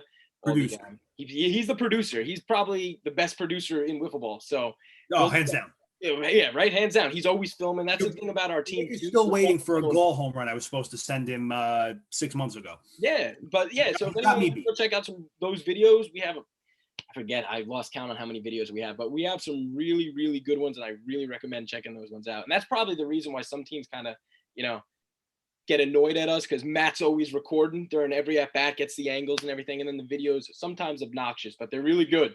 They're really good. No, it's gotten to me once or twice, but at the same time, I know it's for the greater. It makes the league fun too, Yeah. Like I said, we're not playing golf; we're having fun out there. Yeah, I like it, and me, I'm all for whatever makes the league good, better, what gives it more exposure. So yeah. I turn a blind eye to it. Yeah, honestly, teams probably kind of got annoyed at us like first year or two with all the filming and all the videos and everything like that. And we weren't that great, but we were competitive. But we just weren't on the upper level of the other teams, and we were making these videos. So that kind of got on other teams' nerves. But it almost seems as if, in a way, it almost seems as if you guys were the trendsetters for that. Because now you have guys for filming and social media. Oh, yeah. And now you see, the rest of the league is trying to build up the social media again. Yeah. Freaky Franchise, they have social medias. Yeah, a lot of teams do now. Yeah, so you guys are almost like the pioneers for that. So I they think can so. hate you as much as they like and be annoyed, but Right. yeah, You kind of said that. That's how you're going to grow the league too. You know, Yeah. if you really want to grow the league and show how great Golden Stick Wiffle Ball is. That's how you're going to grow it. Putting it on Instagram, social media, these interviews, things like this. This is how you're going to grow all the podcasts. That's how you're going to grow the league. Something I'm sorry to interrupt, but Tyler and Mike, first off, cannot thank you enough for being here with us. Thanks for having me. Here tonight. Yeah, of course. Tyler, I think you might have to have a jersey announcement or a jersey unveiling on the Primetime Rundown if time allows it. And I think our new third host, the new sheriff in town, might have to be the one to unveil it. Yeah, look, as long as everybody else from the Dark Knights approves and I won't get in trouble, we'll definitely I would love to unveil the jersey. I don't have it with me personally. I don't have that jersey with me, but Tyler Khan and Danny do. I have a picture of it. I could maybe show it to you. As long as they'll give me the approval, because I don't feel like getting sued by Dark Knights. No, you have nothing to worry about. They would love to show it. They would love it. Matt, I think, has a video idea to unveil it. A little Really? like 30-second to 45-second, something like that video that's gonna like unveil it. Really so how about this? I'll get in touch with Matt. Mm-hmm. You get the video put together. We'll debut it on the show. I would love that. I'm sure everyone else on the Dark Knights would love that. Matt would probably really love that. So that's definitely. Yeah, definitely. I think you guys would like it too. The idea of it. I know the idea of the video. It's really good. Absolutely. Yeah, no, we definitely say we would love to have it. I'm sorry, Tyler. I'm stealing your thunder, if you will. But I do want to just throw in here and just to back these two up, where I was actually at one of these Sundays, and I personally think that the way you guys do it, and this was years ago. I don't know, Mike, if you were a part of it. I don't know, how long have you been a part of it? 2015 again? Was our first. 2015. So I might have crossed paths with you. So at Eisenhower Park, for those that don't know, it's Eisenhower Park here in Nassau County, Long Island. You have 8 fields, or you have one big field that's divided up into 8 fields. And it has got to be the coolest thing, where you have a whole bunch of adults, older or guys that are just out of college. And it's a great day. And the best part about it too, you see, it's spring, it's summer. You have the golf carts in the backdrop or in center field. It's really a fun time. So I definitely give, I definitely endorse it for sure. For you guys, and especially for the New York Dark Knights. I'd love to see that jersey when it pops out. Well, Tyler, go on. Yes. Mike, one more thing, just for personal reference. You guys still have you guys still on Facebook and Twitter? Yeah, they're on there. We're on. You're still on there, okay? No, because I had my Twitter was hacked a while back. I'm still trying to find everybody. No, we're on the Twitter. I'm pretty sure Tyler runs the Twitter now. That got taken away from Nick. Was running the Twitter, and that got taken away from Nick, and Tyler kind of took the reins on that one. Poor Nick. Yeah, poor Nick. All right, ladies and gentlemen, you can catch the Dark Knights playing whenever it may be this summer over at Eisenhower Park. Make sure to follow them on all their social medias: YouTube, Instagram, Twitter, and Facebook. Mike, can't thank you enough for sticking around. Oh, guys, thanks for having me. Enjoyed it. Ladies and gentlemen, that's Mike Valenti, Golden Stick Wiffleball. Mike, thank you very much for joining us here, and we'll see you, I'm sure, when you guys unveil the jerseys. It should be a ton of fun. Guys. No problem. All right, great. So, ladies and gentlemen, now back here into regular programming. 7:25 here on the East Coast. Number one, I do have to commend Tyler. Again, amazing moderating skills. It's just getting better and better. Okay. Better than you, so yeah, and my job is at risk. So now, yeah, sure. Excuse me. So now that we are back here alongside Nick Partain, Tyler Adelle. I'm Joey Jarzynka. Primetime Rundown episode number 22 is presented to you by the Nolan Carroll Foundation. We did not do that plug before. I do apologize to our good friend Nolan Carroll, who has been so good to us, former Philadelphia Eagles, Dallas Cowboys, and Miami Dolphins cornerback. Please visit his website, nolancarrollfoundation.com, for more details on how to donate for science and math, technology, and other issues in the inner city community. Please log on to his website and help out those in need. So Hank Steinbrenner, Yankees co-owner, passed away this past week at age 63. That is another loss. I really hope 2020 just can end, because so far it's been absolutely brutal.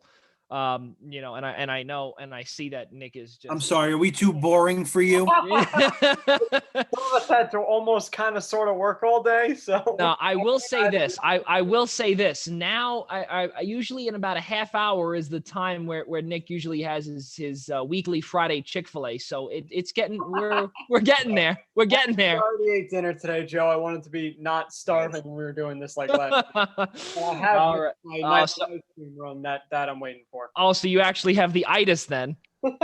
Okay. Let's not forget Boston Red Sox World Series MVP Steve Pearce retired officially. He claims that they did not cheat. I don't really know if that's worth anything. It's probably worth Of course about he's going to say that. What else is he going to say? Yeah, Depends on how exactly. deep you want to think into it. I mean, Right. I mean, has anybody looked at the 2018 Red Sox numbers? Yeah, not really much. That would be They're, absurd. they're not like the, excuse me, they're not like the Astros where they were an unbeatable super team at home and subpar at best on the road. They were, pretty even on both sides of the ball. Just to touch back up on it really quick, in 2018, the Red Sox overall record was 108-54. 57-24 at home. Obviously, if there was a reason to, that might raise some eyebrows. But they were also 51-30 on the road. Yeah. If they were cheating, look, I know we're all Yankee fans. I hate the Red Sox too, but I'm also not going to sit here and bash them if I don't think they're wrong. Well, right, and that'll be and again that'll be another conversation for another day. But no, I have to agree with you, Tyler. Yeah, it's especially looking at every playoff series they had between the division, the championship, and the World Series. The deciding game for each of those series was on the road. So they were doing what they basically just got their job done. And looking at all of their numbers, looking at the player statistics, both home and away, there's really nothing that would prove that the Red Sox did anything wrong. Whereas opposed to the Astros, when you're looking at Jose Altuve's numbers and he's hitting 150 on the road and hitting 425 at home, that's blatantly obvious. Like, you're not even trying to hide it at that point. Yeah, I'm sure you guys saw the tweet the other day that Carlos Correa put out. Somebody made fun of it. I forgot exactly what it said. It's just so much fun to watch them get bashed for this whole thing. I love it. Everywhere they post, anything they post just gets berated by every commenter everywhere. It's really fun to watch. I'm going to see if I can find that tweet for you, because it was actually one of the funniest things I think I've read in a long time. Well, we'll definitely have to share it following the broadcast. 7:30 Eastern time here on Long Island. The three of us are all broadcasting remotely during this global pandemic. Something that we always say, this is most likely going to be a once in a lifetime thing where we're going to be doing this. And when I say doing this, I mean, being sequestered to our homes, told to stay home. But who knows? Maybe if Nick's yawning one night, he'll just be staying home or whatever. And there it is. I said it on cue. We're apparently horrible people, and we're putting this. Thank God he won't be here for the draft next week, because we. Oh man. Well, listen. Hold on. We'll get to that later on. Another. Well, where did Tyler go? I don't know where Tyler went. But that's okay. As we figured this out, Oh, he's back. Look. Technical difficulty. I unplugged my camera. I apologize. Oh boy. Former defensive end Willie Davis was 85 years old. He passed away this past week. Just actually 2 days ago on Wednesday. Two-time Super Bowl champion, won Super Bowls 1 and 2 with the Green Bay Packers. He's was a five-time NFL champion, five-time Pro Bowler, 63 through 67, and he is also enshrined into the Pro Football Hall of Fame as well. He will be dearly missed. He played 162 games, made the All-Pro first team 5 times as well. So he is definitely someone that will be missed. Not a big name, but in Green Bay, he was definitely a big name there. So as we did say, I know it is, again, 7:30, and I have said this, but we have invited a lot of our Islanders friends here to listen. We will not get to there in a second. So Islanders fans, if you are listening in, cannot thank you enough for tuning into the Primetime Rundown. This is a brand new thing that we're going to be doing every time we're going to be talking about the Islanders. We will be letting you know what time we're going to be talking about it. And right now, we're only 2 minutes and counting behind. Not too bad right now. Hopefully, we'll be on time next time we speak about the Islanders. We don't know when that'll be, but if there is significant news, you guys will be the ones to know. The biggest news of all this past week, the PGA Tour will be returning for 4 events through Thanksgiving starting in June. Nick, who has been, again, vocal on Twitter about a lot of this stuff, and just vocal in general, because that's who Nick is. I want to know your thoughts, especially after saying in the previous few weeks about basketball, hockey, etc., any sport. Are you on board with this? Still no. There's still no reason to have sports right now. There's still no reason to put people in danger. Don't have people outside. Like, I don't know what people are listening to. You shouldn't be outside. You shouldn't be outside if it's not necessary, if it's not important. Who cares? That's the one who goes to Chick-fil-A every night for dinner. I do not go to Chick-fil-A every day for dinner. I do. Calm down. I had Chipotle delivered today. I ate it for lunch. Terrible people. My apartment today. Everybody's a minimum of 50 feet apart to begin with. But you're not supposed to be out. Why are we sending people out for no reason? It's sports. This isn't important. Well, so now I will chime in here. And again, we are 3 minutes and counting with our Islanders faithful that we do hope are watching. And it doesn't. They probably hate us right now. Way to go. Right, and that's completely fine. But if they want a good segment, this is the time to stay in. I completely disagree. I personally, I was with Nick 155%. But as we are beginning to progress with antibodies, with mass testing beginning to happen, not fully there. And again, I don't want to get extremely political because that's another show for another day. That we all know that it's not a fun sight for me to do that. Now, with all of this happening, and because there's no fans, how many golfers are actually going to be on the course? That's the whole thing. And on top of it, they're going to be spread apart. And the whole thing too, and this is something that Tyler did bring up, and he brought up a good point. So I see it on both Nick's side, my side, and Tyler's side, is that if there is a day where it is humid, right? And you cough into the air, and let's think about it. Okay, it's not going to be like a cartoon, okay, where you cough into the air and then it floats, and then you have the Wizard of Oz theme song there. That's not how it works. It's going to be floating in the air, but slowly it'll trickle down onto the floor. Okay, that's just science. So yes, it is sports, but we're slowly seeing where things can come back in certain states. Stay at home is here. Stay at home is a lot of places, but a lot of these hotspots are in these major cities. And thankfully for the PGA Tour, I believe, if I'm not mistaken, they're starting someplace out west. I don't know exactly where, but I believe they're starting in the warmer states down south, and not in an infected area or hotspot, if you will, as they say it now. Tyler, your thoughts? It's going to go back to the same thing I said last week. If you can do this, if you could do this the right way, if you can do it and ensure the safety of everybody who needs to be involved, everybody from the number one golfer on the tournament to the cameraman. If you can ensure that every single person that needs to be in attendance is going to be safe and okay, go for it. Well, that's the whole thing.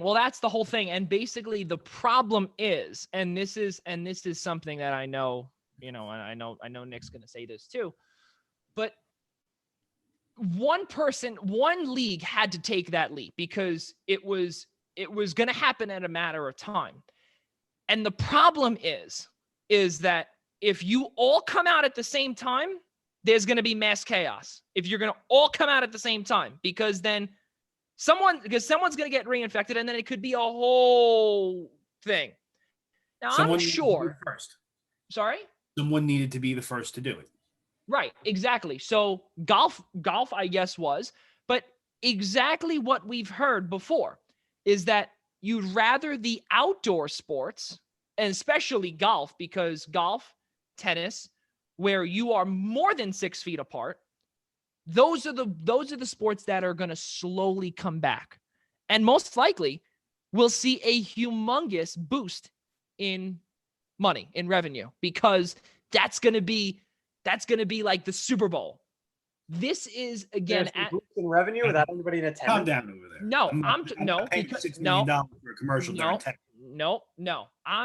I said this is going to be. I forgot to add a period.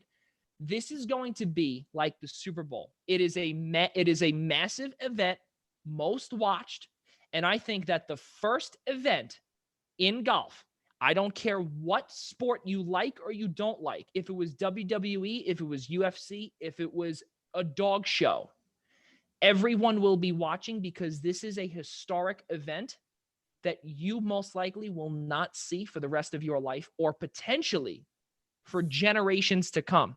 Debatable. You could cancel everything else on television and I wouldn't watch golf. And that's fine. But I guarantee you the other 325 million people in this country are going to say, well, this is a historic event. No, they're not going to say this is a historic event. They're going to they're going to turn around and go, there's nothing else to watch. I might as well. I don't have much. Exactly. So that's right. So that's what I'm saying. There's nothing else to watch. It doesn't make it historic. It makes it there's nothing else to watch. It's a last resort option. But it does. Yeah, but it doesn't matter though. But the good thing though for the PGA Tour is that that's the only thing that's on. So their ratings are going to go through the roof. And on top of it, it's going to make money for them. That's exactly how it is. And on top of it, looks like, well, I don't know the financial terms. I don't know the not only that, the insurance issues with, God forbid, if someone gets sick. I'm sure, obviously, if someone gets sick, everything gets put on hold. Everything, it all rewinds back to, the way it was here in March, where everything is shut down. I don't know how it's going to work, but all I could say is that me personally, someone had to take the leap of faith. And here it was the PGA Tour. It's a matter of time. You cannot come out regardless of where you are. And in our state, we are told to stay home until May 15th. Okay. So then you're going to have other golfers with TV towers that you're going to have Jim Nantz all the way up in the booth. You're going to have Dottie Pepper on the greens. Okay. And Sir Nick Faldo up there as well. And there is nothing that can be done. The only thing that you have to do is you have to slowly open things up. You can't open it up so wide that when it all comes crumbling down, then we're going to be in even worse problem. That's why I commend the PGA Tour for trying something. And if the players are on board, I just spit all over my computer. If all the players are on board, if there's financial stuff that's there that are in favor of them, kudos to them. I think anyone else? Any thoughts? Who cares? Let's go. Move on. Nobody likes golf. So no one likes golf, but you still don't think that this is big for the world? Absolutely not. No, it hasn't even started yet. Let's see if it works. Well, so I'm saying in June, we don't think that this is going to be an event where, I don't know, there's nothing, there's no baseball, there's no sports in the world. You put golf back on TV, people are going to talk about it until the second another sport comes out, and then that golf event never happened because it's golf. Nobody cares. It doesn't matter. It doesn't matter. Guess what? A lot of people like golf. Maybe not you, because you're a hockey guy. You're a WWE guy. Guess what? I don't like WWE. I don't like WWE. Let me tell you something. You say WWE is, whatever. Well, guess what? To me, golf is whatever. So it doesn't matter. So we can agree to disagree about golf. I'm not saying that you're wrong for your opinion. I'm just saying that nobody likes golf. Well, no one likes WWE then. They do. No one likes WWE. That's fine. That's your opinion. I have no problem with and saying that's your opinion about I golf. don't like WWE half the time. Sometimes the product sucks. What do you want me to tell you? 11 minutes past where we said we were going to go, and we still have the same viewers. Wow, those viewers, you guys, I swear to you, and I think the three of us need to thank those 5 viewers for sticking into that horrible argument. Yeah, they're pretty. Sorry? They're pretty cool, I guess. Yeah, I guess so. Nick's yawning again, but it's all the golf talk. Say it again. Say it again. It's all the golf talk. I will come back on. I'll never have trouble sleeping again. There you go. Nothing like watching a 50-year-old man walk around for an hour and then finally tap his ball 3 feet. It's all right, but he's making a lot more money than the three of us combined. So now we look at the New York Islanders, and this talk could take the next 18 minutes, and that's completely fine. But it's finally happening. Islanders draft choice goaltender from the KHL, Continental Hockey League in Russia. Ilya Sorokin will be signing his contract in 13 days, less than 2 weeks, 1 week and 6 days, ladies and gentlemen. Those Islanders fans that are watching and listening, Ilya Sorokin will be your new goaltender next year, most likely. Or will he be the backup? Tyler, Nick, let's hear it. Nick, go ahead. All right. We'll have to see next year. I think he's definitely going to be an Islander, but we don't know if he's going to even be on the team. He could very well start in the AHL the way Igor Shesterkin started this year. A lot of guys coming over from any European or Asian teams have to adjust to rink size. So he might be better off playing in the AHL for a month or two early in the year, get his bearings straight, get some time with the Islanders' legendary goalie coach and director, so to get himself acclimated before throwing him into the fire. We've heard whispers, we don't know how true they were, that he basically said outright, I'm not going to the AHL when I come. So we don't know exactly how it's going to play out. But we could see him in the AHL to start the year, and the Islanders bring in a different backup goalie to begin with. I don't think he'll be the starter right away. I think that is a definite. It'll definitely be Varlamov's net. Probably somewhat of a timeshare, but it'll be Varley over Sorokin until he proves himself to be an elite goaltender. But I really think if they can convince him to start in the AHL, that's probably the smart move. Let him make his mistakes down there. Let him get used to things being a little different. It'll only be a month or two. It's not going to be the whole season. And then bring him up when he's ready. He's kicking butt. His confidence is high. He can come up and dominate right away, instead of having to learn and adjust and get beat up a little bit in the NHL before having to figure everything out on the fly. Yeah, and not only that too, but you also look at even though Ilya Sorokin will be coming and he will be a New York Islander officially, 78th overall draft choice in the 2014 draft. It's very good to see that, he's coming finally. There were obviously the rumors that Tyler, I'm sure we'll address in a few moments. I don't know if they were rumors. I think they were actually legitimate, problems that he had with the previous administration with Garth Snow, being a part of it. He was drafted by Garth and Jack Capuano and that whole crew. The Scooby-Doo crew, the Flintstones crew, rather. But it's just, it's mind-boggling, because now you're going to say to yourself, well, we could potentially have Igor Shesterkin versus Ilya Sorokin. This could be the whole new thing. But hold on a second. This still is Semyon Varlamov's net. And yes, he was not Robin Lehner from a year ago. But now, exactly what Nick said, he has to get he has to convert now to an NHL-sized rink. And his demands, when he said, I'm not going to the AHL, I don't know how that's going to really work out for Lou Lamoriello, who is a general manager, a Stanley Cup winning general manager three times. And then with, obviously Barry Trotz doesn't really have a say in this, but with the new ownership and the new general manager / president, I don't see how that's going to work.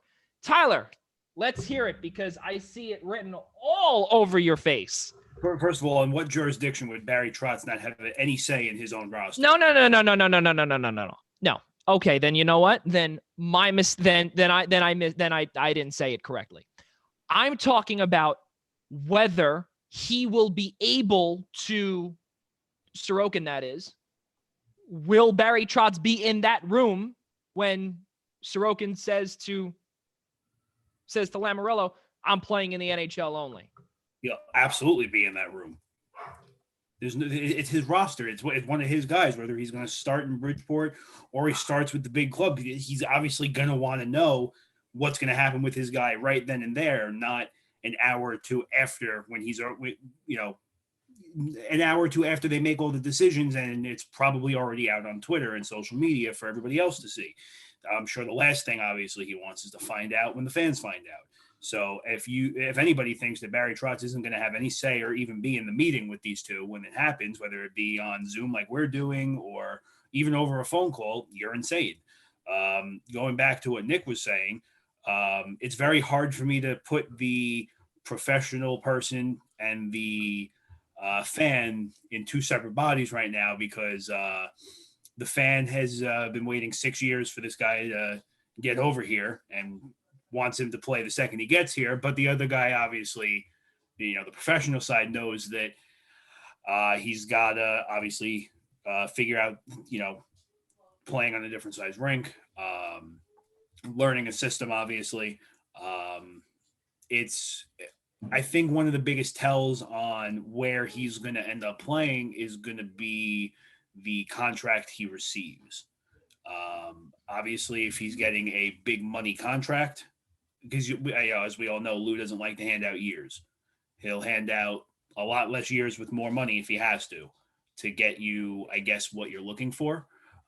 Because if I'm correct, I don't think, with the exception of Ilya Kovalchuk, he's never handed out a deal over 6 years. Correct me if I'm wrong. I think Anders Lee was 7. 7. Okay, so Anders Lee was 7 as well. But Anders Lee, as much as I don't agree with other things, and we'll get into that another time, he's still got a fairly low deal compared to what another team might have given him. I don't know. I feel like he had a fair number. I don't think he would have got that much more on the open market. I really don't. He wasn't. I don't think he would have gotten much more, but there I can think of a couple of teams that would have given him a little bit more. Well, there was also the rumor. We're talking about Anders Lee, correct? Yeah. There were also the rumors last year where Chicago was going to hand out that $8 million deal for him, I believe, right, Nick? That's what they want. They wanted to give him the same deal except an extra $1 million per year. Right. Yeah. So, and if that was a rumor, if that was whatever, well, he talked his way up. And don't forget, last year was also the year in college basketball where you had coaches potentially on the move, and they were basically, they were the rumor mill. The rumor mill was hot, and it was, they were working up their price. And that's kind of, I remember, I think I said this last year, is that I felt almost like Anders Lee and his camp was kind of doing that, but that's just a sidebar. Go ahead. Well, another one of those things that I would have to, I think you'd be a crazy person to not think it doesn't play into it, but the fact of the team themselves, it's a bad look for them if they lose 2 captains 2 years in a row. So in a way, Anders Lee, you could almost say he kind of had them right where he had them cornered if he wanted to, where it was either you don't have to pay me all the money, but you're going to look a little stupid when 2 captains walk on you back to back. Focus on Sorokin, I don't think it ever got to that point, though. He seemed to make it clear from minute 1 after it was signed that he never wanted to go anywhere, and he wasn't even listening to those Chicago offers. They were coming in, but he was like, oh, okay, I'm waiting to see what happens with Panarin to see what I do with Islanders. Like, I don't think he ever even cared. He made it clear to his agent he didn't want to go anywhere else. I don't think really any pressure was felt anywhere because I think he basically told the Islanders, I'm coming back. I just want to see how much you can give me based on what you're going to have available. Exactly. Right. Right. Anyway, going back onto Sorokin, the only reason I brought up Anders Lee, obviously, was to talk about the contract. But like I said, obviously, I feel the more money and the more term you see Sorokin get right off the bat is going to determine how long he's going to play AHL games. If he plays AHL games, which it's for him to not play a month in the AHL would be, they must know something about this guy that we don't, that he's been doing like a private workout somewhere or something. Also, can consider the preseason where, with the exception of split squad games, he should be in net every game. There's no exception. The guy's this is the guy you want for the future. Obviously, if you have a split squad, he can't be in two buildings at once. He should be in the net for every preseason game. You need to do everything you can to get this kid ready. Especially would you, and this is a question that I think I would do as a general manager. God forbid Sorokin falters, or if he's not ready, maybe with Thomas Greiss being a UFA comes July 1st, do you re-sign him? Do you re-sign another veteran? Both are going to be, whatever, a veteran or Greiss are relatively going to be cheap. I think the ship has sailed on Thomas Greiss's time on Long Island, especially not because he's bad, not because he hasn't done anything here, and not even because of Sorokin, but the level he's been playing here, he's going to demand a little bit more than what he's making right now. Right. And it doesn't make sense to dump, that money into that much money into three goalies alone. Because Sorokin's going to get paid. Now, I don't want to say paid, but he's going to get a sizable chunk of change. I don't think that's how it works. I think he technically gets an entry-level contract, being he hasn't played for us yet. I don't know if it's the full 3-year one that most guys get because he's been. I'm not sure what it is, but the only thing he gets something weird where it might be a 1-year entry-level contract first before he becomes an RFA. But it's still one of have leverage to get big money. Well, you have to also prepare for the term too, because whatever his entry contract is, whether it be a year at this point or whether it be the full 3 years at this point, it's the same thing. You have to prepare to have money ready for this kid. Especially, like I said, you have money dumped into 5 goalies in your system, and that's just Bridgeport. Then you have Greiss, then you have Varlamov, and then you're going to have whatever is going to come off the books with Sorokin. It just doesn't make sense to pay Greiss. If I'm correct, he's making 3.33 right now per year, and this is the last year of that deal. Yeah. He's going to want 4.5, and it just doesn't make that much sense to dump money into a second, possibly third string goalie. I think personally that I think that's reaching at he's going to be 30, or let's see, he just turned 34 on January 26th, or sorry, January 29th. And he's going to command between 4 and 4.5. Tyler, I have heard. Absolutely. I don't think so. But who's going to give it to him? He's half the reason. Anybody who desperately needs a goalie. Look at your own team in San Jose. They have no idea what's going on with their own goalies right now. Both of them. San Jose is in it. 4 or 5 million to play with. They don't have 30 cents to play with. That's the thing. Last year we saw the goalie market dry up very quickly. The Islanders were the only ones to give up big money to a goaltender. A lot of the goalies that we thought were going to get paid, Robin Leonard had to settle for a 1-year deal. So a guy like Thomas Greiss isn't on Leonard's level. So right, and that's probably not going to see him get a big deal unless there's a special spot out there that's a perfect fit that's looking for a goalie and is willing to give him the money. Right. And there's still teams out there that need a goalie and they're willing to make a stupid decision to do it. No, I know, but the problem also is too, and this is another thing too that this pandemic has caused too. Originally, the salary cap was between, I think it was $84 and $88 million. It was going to go up a few $million. I don't know. I don't know how that will be affected. I'm hearing whispers it'll probably be a flat cap, but that's not going to go up next year because of this. Right. So it'll probably go up this season, and next season it wouldn't get touched. No, I heard that literally next season's cap could be the same. Okay. No, I misunderstood you. But yeah, no, they might have to spend What happened was the last time this happened, they had a flat cap, I think because the lockout or something. There was some other situation where this happened, but they gave teams an amnesty type of buyout where you can pay the guy 2/3 of his contract over double the amount of years he has left, but it doesn't count against your cap. So they may do that kind of thing where every team doesn't get more salary cap space, but they can basically cut somebody and just have to pay them the cash and not have to worry about the cap ramifications of it. So teams might be able to create cap space that way, but I don't think the cap itself is supposed to go up. These are all just whispers for now. Nothing's been confirmed. If they end up being able to play the playoffs, it might get them some more TV revenue or something, and it might make the cap go up a little, because that's really what it all comes down to is the revenue they make goes into how much they have to give the players and how the CBA works. But we're going to have to see. I think what the Islanders are going to do for their goalie situation is if they truly believe Sorokin is going to be on the NHL roster from day one, and they probably know this by now, they've been scouting him forever. They know by now what they're going to try and do with him. If he's going to be on the NHL roster, they're not signing any other veterans. They'll have Christopher Gibson in the AHL. He'll be their third goalie, and everything will stay the same. If they think there's a possibility they'll keep him in the AHL, they'll probably sign somebody on a two-way deal, the best goalie they can get that can hang in the NHL for like a month or two and then be able to be sent down afterwards, because they're not going to sign Greiss because he's not going to take a deal like that. It's going to have to be a lower level guy who's a borderline NHLer who they might be able to get on the cheap for a 1-year deal that they can send down when Sorokin's ready. It's not going to be a veteran name. It's not going to be a big name guy.